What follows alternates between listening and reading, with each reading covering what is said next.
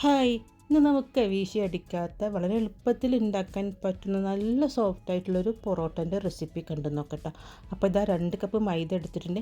ഇതിലേക്ക് 1 ടീസ്പൂൺ പഞ്ചസാര ചേർത്ത് കൊടുക്കട്ടോ. ഇതിലേക്ക് വേണ്ട ഉപ്പ് ചേർത്ത് കൊടുത്തിട്ട് നല്ല സോഫ്റ്റായിട്ടൊന്ന് കുഴച്ചെടുക്കണം.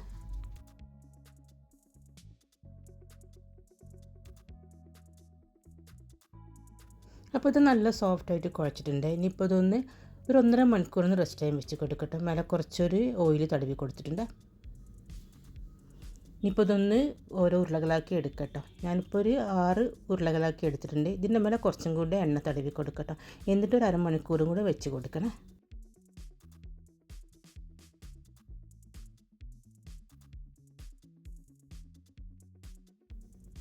ഇനി ഓരോ ഉരുളകളും എടുത്തിട്ട് ചെറിയൊരു ചപ്പാത്തിൻ്റെ വലിപ്പത്തിൽ പരത്തിയെടുക്കട്ടോ.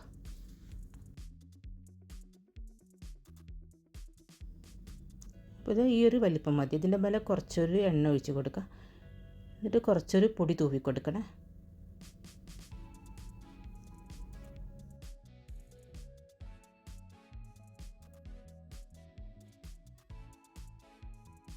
ഇനി അടുത്ത ഉരുള ഇതേപോലെ പരത്തിയിട്ട് ഇതേപോലെ ചെയ്യട്ടെ. എന്നിട്ട് ഒന്നിൻ്റെ മേലെ ഒന്നായിട്ട് ഇങ്ങനെ വെച്ച് കൊടുക്കണം.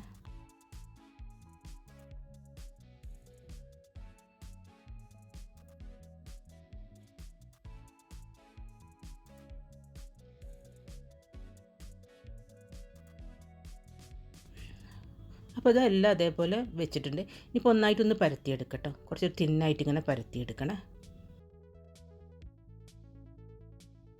ഇതിൻ്റെ മേലെ കുറച്ചൊരു ഓയിൽ ഒഴിച്ച് കൊടുക്കട്ടോ.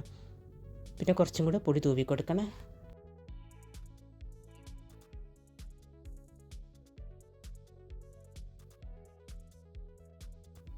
ഇനി ഇതേപോലെ ഒന്ന് മടക്കിയെടുക്കട്ടെ. നമ്മളെ മടക്ക് ചപ്പാത്തിക്കൊക്കെ മടക്കിയെടുക്കുന്നത് പോലെ മടക്കിയെടുക്കണേ.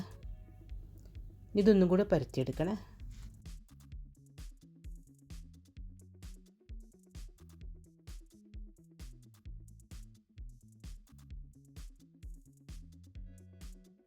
അപ്പോൾ ഇതങ്ങനെ പരത്തിയെടുത്തിട്ടുണ്ട്. ഇപ്പോൾ ഇതൊന്ന് ഇങ്ങനെ റോൾ ചെയ്തെടുക്കട്ടോ. ഇത് നമ്മൾ സാധാരണ ഉണ്ടാക്കുന്ന പൊറോട്ടനെക്കാട്ടും വളരെ എളുപ്പമാണ്. അതേസമയം നല്ല സോഫ്റ്റാണ് കേട്ടോ ഇത്.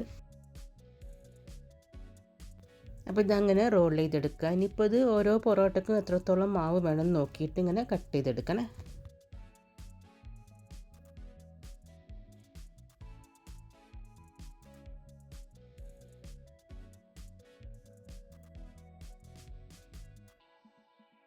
അപ്പോൾ ഓരോ ഉരുളകളും എടുത്തിട്ട് ഇതേപോലെ പൊറോട്ടൻ്റെ വലിപ്പത്തിനനുസരിച്ചിട്ട് പരത്തിയെടുക്കണം.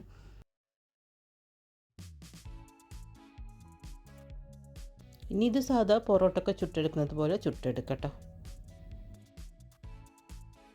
ഈ രീതിയിൽ ചെയ്യുകയാണെങ്കിൽ കുറച്ചൊരു ഓയിൽ ഒഴിച്ച് കൊടുത്താലും നല്ല സോഫ്റ്റ് ആയിരിക്കും കേട്ടോ. അപ്പോൾ ഇതിന് കുറച്ച് ഓയിൽ മതി കേട്ടോ.